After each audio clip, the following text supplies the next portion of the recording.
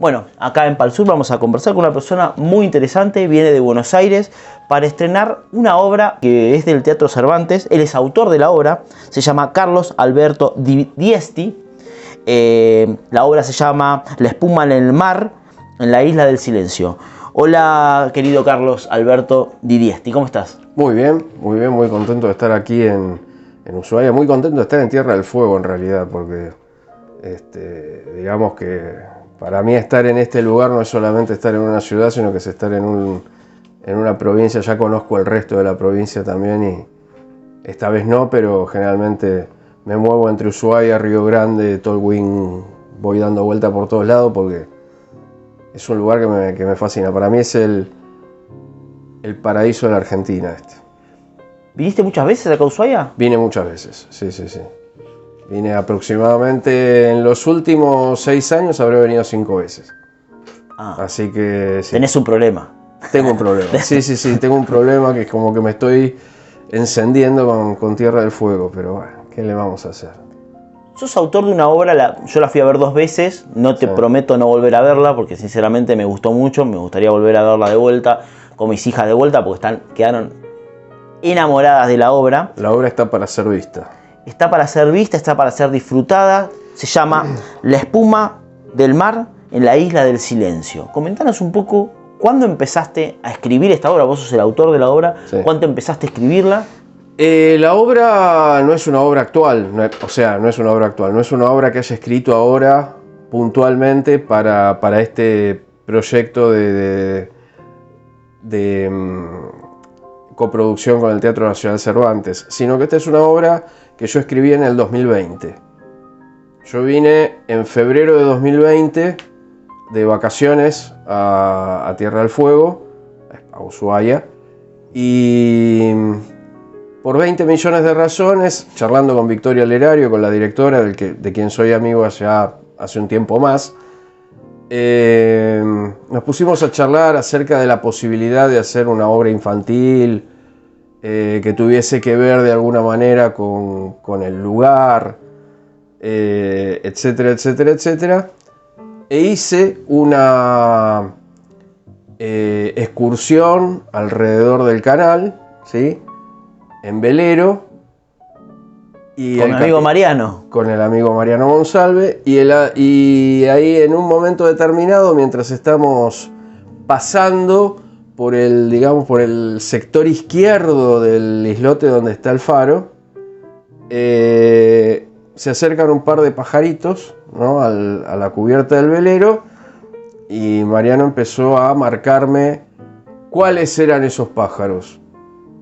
Y me lo contaba, no de una manera así, esta es una remolinera, me contaba cómo era ese pájaro y la conducta de ese pájaro.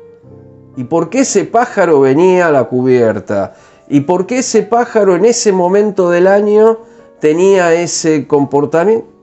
Yo me quedé helado porque empecé a tener, a medida que íbamos avanzando en la navegación, empecé a tener una información extra que a mí me servía para escribir una obra de teatro. Y ahí nació La espuma del mar en la isla del silencio. Y se llama La isla del silencio porque concretamente cuando empezamos a pasar por el canal y Mariano frenó el motor del velero, lo único que se escuchaba era el sonido del mar, el viento, los pájaros, los animales, los lobos marinos que estaban por ahí, pero no se escuchaba una sola persona. O sea, era el contacto concreto y directo con la naturaleza. Así que eso fue realmente, para mí fue muy motivador. No vamos a poner otras palabras, mágicos. Fue realmente muy motivador. Y me obligó en el momento de sentarme a escribir la obra, que fue en junio, la terminé mejor dicho en junio de 2020. Estábamos todos encerrados en nuestras casas. Y esto implicó que esta evocación a mí me liberara, de alguna manera. O sea, yo estaba escribiendo una obra acerca de un lugar absolutamente abierto, con la obligación de estar encerrado. Mirá, y esto realmente hay momentos en los cuales en la obra los personajes hablan en verso. Sí. Bueno, en un momento determinado, yo empiezo a decir, bueno, cada uno de los personajes va a decir un verso. En lugar de canciones, que digan versos. No tiene que ser un musical esto.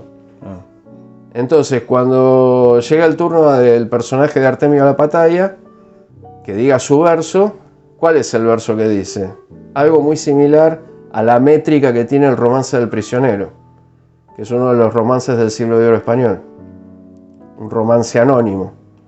Ese romance que dice que por mayo era por mayo, cuando hace la calor, cuando los trigos se encañan y están los campos en flor, cuando canta la calandria y responde el ruiseñor, cuando los enamorados van a servir al amor, sino yo, triste cuitado, que vivo en esta prisión, que ni sé cuándo es de día ni cuándo las noches son, sino por una avecilla que me cantaba al albor. Matómela un ballestero, dele Dios mal galardón. Esto es lo que dice el Romance del Prisionero, que era lo que nos estaba pasando durante la pandemia. Y esta evocación de los pajaritos que me comentaba Mariano y demás, bueno, terminaron transformándose en la espuma del mar en la Isla del Silencio. Bueno, yo lo que capté de la obra, que a pesar de que tiene la carátula de infantil, obviamente no tiene ninguna cuestión soez ni nada por el estilo, es recontra para todas las edades. Tengo mis hijas de 4 y de 8 años que la recontra disfrutaron, la quieren volver a ver. Pero también tiene un trasfondo profundo, valga la redundancia. Quiero que nos comentes más o menos, además del proceso creativo, y habla de lo que es el plástico, por ejemplo. ¿Cómo te llevó a vos esa situación del plástico? ¿Cómo lo metiste ahí en la obra? Bueno, es muy simple, es muy simple. Antes de todo esto que comenté recién, hice una excursión por el mismo lugar, pero con una empresa que transporta pasajeros a granel. Claro. ¿Sí? Y los pasajeros que estaban en esa excursión no se preocupaban por cuidar lo que había debajo del barco. Ellos iban arriba del barco disfrutando, ahí vi los lobos marinos hablando en otros idiomas también, porque había muchos turistas extranjeros. Y concretamente lo que sucedía es que vi gente tirando basura al mar, desde la cubierta de este catamarán. Y obviamente nadie les dice nada. ¿Qué van a decir? Y yo me quedé como diciendo, che, cuiden un poco. Estaba solo, ¿qué voy a decir? Y eso me entiendo quedó... muchas cosas de la ahora entiendo, claro, algunas partes de la obra. Claro. No las vamos a spoilear. No. Pero bueno, eso concretamente es una de las razones por las cuales yo, cuando empezamos a hablar con Victoria acerca de este proyecto, yo realmente me puse a pensar en, a ver, este lugar está así, pero en realidad este lugar tendría que ser mucho mejor si no estuviera esto, porque además en ese mismo viaje y en otro que hice a Calafate el año pasado, que me pasó algo bastante parecido, lo que vi flotando sobre la superficie del mar eran manchas de petróleo. Terrible eso. Yo digo, pero esta es la reserva de agua del mundo. ¿Qué estamos haciendo? Esto fue lo primero que pensé, ¿no? Pero como yo no soy denunciador ni nada por el estilo, sino que acopio toda esta información para futuros proyectos, cuando fue la hora de escribir La espuma del mar en la Isla del Silencio, dije, vamos a empezar a meter todas estas cuestiones porque terminan siendo mi reacción poética, de alguna manera, a este tipo de cuestiones, a este tipo de pensamiento humano, pensamiento capitalista, si querés incluso, acerca de el que disfruta soy yo y lo que hay alrededor está para ser disfrutado. No, lo que hay alrededor está para ser cuidado, porque si nosotros no lo cuidamos no lo vamos a disfrutar. Que esta es la razón por la cual la obra termina permeando tanto en el imaginario de la gente, de algún modo. Porque de lo que se habla es de eso, del cuidado. No se habla acerca de, bueno, tenemos una de las reservas acuíferas más importantes del planeta. No, hablemos del cuidado de las reservas acuíferas, pero no lo digamos con nombre y apellido. Digámoslo con lo que nosotros sentimos acerca de eso. Esto de alguna manera quiero que sea, lo comentábamos el otro día con la gente de la obra, ¿no? Yo quisiera que esto fuese la única bajada de línea que tuviese la obra. Cuidemos esto, porque si no lo cuidamos, no nos estamos cuidando de nosotros mismos. Vos la obra es muy interesante también porque son 4 personajes. Sí. En general son 4 personajes. Sí. Cada uno cumple un rol muy importante. ¿Cómo describirías vos, así a grandes rasgos, cada uno de esos personajes? Te voy a corregir, perdón, sí. Pero necesito corregirte. Son 5 personajes. Porque el quinto personaje es el mar. Claro. Y el mar es el público. Bien. Por eso no vuela una mosca cuando se ve la obra. Porque uno está formando parte de la obra. Que esta es mi estrategia como dramaturgo. ¿Sí? Hacer que el público esté inmerso en lo que está sucediendo en el escenario. Pero no porque es un espectador pasivo, sino porque es parte integrante de la obra. Está atrapado en la obra. Esto lo hago siempre con mis obras de teatro. No hay manera de que mis obras de teatro no incluyan al público como parte del hecho dramático. Porque en algunos momentos se emiten algunas preguntas retóricas. Sí. Y está bueno también eso, porque es verdad. Por eso esa cuestión de la cuarta pared en el teatro. El teatro, el espacio escénico del teatro nunca es el escenario. Es toda la sala.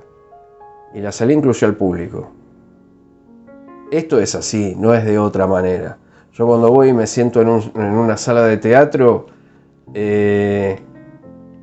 no tengo la sensación de que lo que ocurre arriba del escenario le pasa a otros. Me está pasando a mí, que estoy siendo espectador de un hecho que no me involucra directamente, pero del cual estoy siendo testigo. Claro. Eso para mí es el teatro. Y esta es la cuestión que hace que el teatro no pueda ser reemplazado por ninguna otra cosa. Cuando vos empezás a meter proyecciones detrás como parte de la escenografía, en realidad lo que estás haciendo es distraer la atención del público y hacer que lo que tiene que pasar, que es el conflicto humano que se desarrolla entre los personajes, pierda efecto. Sobre esto es sobre lo que hay que pensar a la hora de hacer teatro también.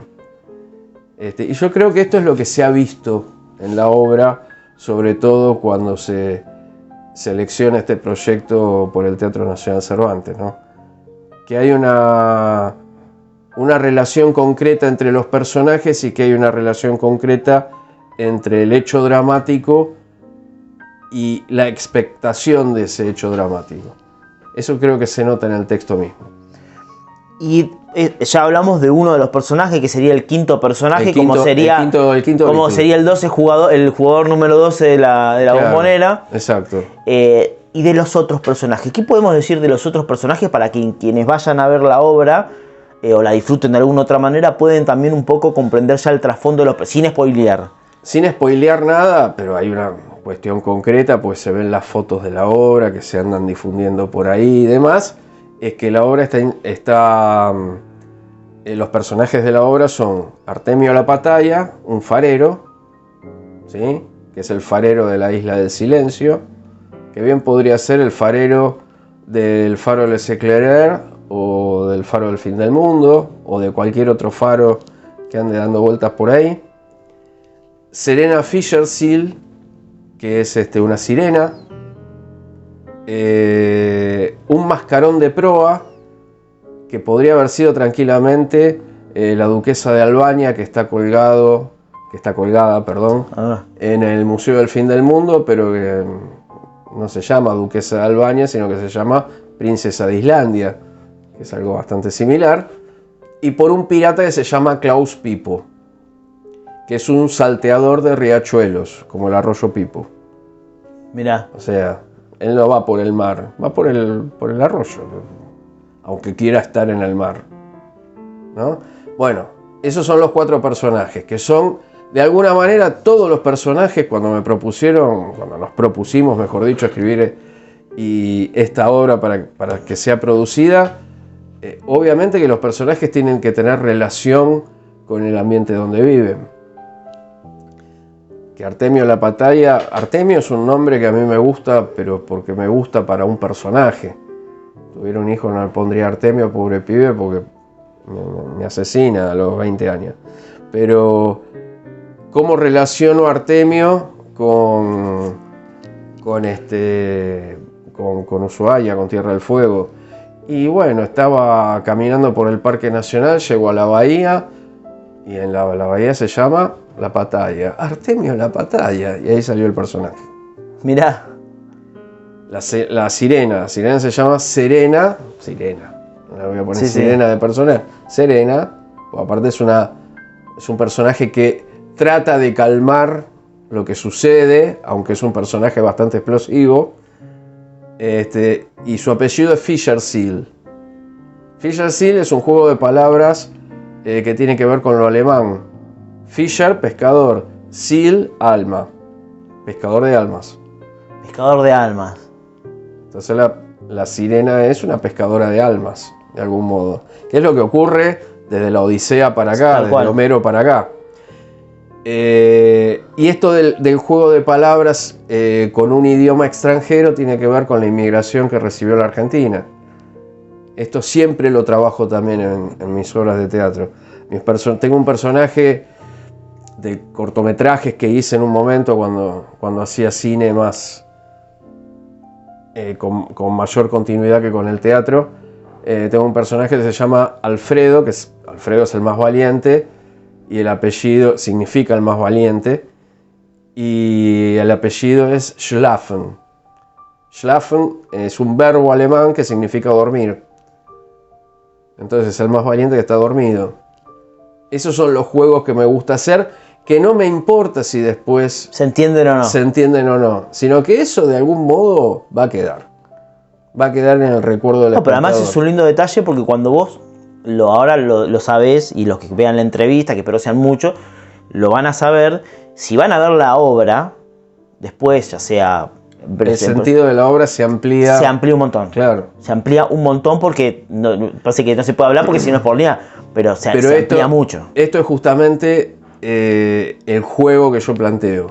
Yo no dejo que la obra, cuando el espectador se vuelve a su casa, que la obra se termine cuando se terminó la función. Si vos te pones a recordar y tenés alma de investigador, ponete a pensar, total los nombres andan dando vueltas por ahí, cómo se llaman los personajes y demás. Ponete a investigar a ver qué quiere decir esto. Y si lo descubrís, pucha, empieza a abrirse un universo, que es lo que me sucedió a mí con tantos autores teatrales. Este recurso de llamar a los personajes de esta manera, obviamente que no lo invento yo no inventé nada. Yo soy un pirata también como Klaus Pipo de algún modo, pero que es el personaje que más me representa a mí en todo caso. Yo llego a un puerto, como llegué a Ushuaia, y ya estrené 2 obras de teatro en Ushuaia. Yo vengo de Buenos Aires, claro. Y bueno, pero soy un pirata, de algún modo, un salteador de caminos. Pero bueno, trato de asaltar los caminos con poesía, no con empuñando armas ni llevándome cosas. Yo me llevo la esencia de las cosas. Y con respecto a eso, para ir ya cerrando, ¿cómo viste vos la sala? ¿Qué sentiste vos cuando se presentó? Porque se presentó por primera vez acá en Ushuaia. ¿Qué sentiste cuando viste la obra terminada, con los actores y el público? ¿Qué te vino? ¿Qué te pareció la obra? No, yo estoy encantado de la vida porque sinceramente la obra... hay algo concreto. La obra está siendo representada por actores fueguinos. Quizás no nacieron acá, o quizás sí, pero son todos actores que conocen perfectamente de qué están hablando. Y esto hace que la obra adquiera una suerte de verdad, si es que se puede hablar de verdad en el teatro, que el espectador recibe y no la puede dejar pasar. Y esto hace que el espectador se quede prendido de lo que ve. Pero no porque sea una maravilla, sino porque lo atrapa. Lo atrapa la cadencia de la palabra, lo atrapa el que le estén hablando en una forma de alocutar el lenguaje que tiene que ver con este lugar. Claro. Que yo traigo actores de Buenos Aires, los planto acá, que te hablan en porteño con modismo de Palermo, diciendo textos que en realidad tendrían que ser dichos por un fueguino. Claro. Y aparte en una sala, que es una sala muy continente de la ciudad de Ushuaia, no solamente porque sea la Casa de la Cultura de la ciudad, sino también porque es un lugar donde uno siente que está como en el calor de su casa, porque tiene esa cosa, ¿no?, de techo a dos aguas, de no ser amplia, Tal cual. sino de ser lo suficientemente grande para albergar una cierta cantidad de público. Se escucha muy bien. Que tiene una acústica fantástica. Yo no vi las veces que vi la obra, no la vi sentado ni en la mitad de la sala ni en la parte delantera. La vi siempre en la fila de atrás. Y se escucha como si estuvieras adelante de todo. Eso es fantástico. Si yo le hice la prueba, también me puse en el medio, después fui con mis hijas que querían verlo a Mariano, sí. Que es el tío y todo lo demás. Me puse enfrente y se escucha a la misma voz. Se escucha perfecto. Y además es una sala que tiene una muy buena técnica y muy buenos recursos humanos para llevar adelante cualquier clase de espectáculo. Por eso se ve así, ¿no? Por eso se ve tan lindo lo que se ve, porque realmente se ve muy lindo. Que ese no es trabajo mío. En ese caso ya eso es un trabajo de Victoria Lerario, la directora, que es quien vio de qué manera se tenía que poner la obra en el escenario. Yo la puse en palabras. Y mientras la escribía la veía, obviamente, pero la veía desde mí. Victoria la vio desde sí misma y nuestras miradas no difieren casi nada. Así que yo estoy realmente muy contento y muy movilizado porque veo que uno de mis trabajos se está representando en el lugar donde se creó, pues yo lo pensé acá, y además de eso se está haciendo de la manera en que yo pensé que se tenía que ver. Y esto para un dramaturgo realmente es muy importante, porque es muy difícil que la mirada de otra persona concuerde con tu propia mirada de las cosas. O que la enriquezca también, y que porque a veces puede pasar de que uno hace algo. En este caso está total y absolutamente enriquecida. Bueno, vamos a hablar, próxima entrevista es a Victoria Lerario. Así que, fantástico. Querido Carlos Alberto, te agradezco mucho esta oportunidad que me das de conversar con vos. Te agradezco mucho por la obra y te agradezco por también inspirarte en una ciudad que a veces desde el norte no se ve tanto, solamente un turístico, para hacer algo artístico. Fantástico, muchísimas gracias a vos, Luciano.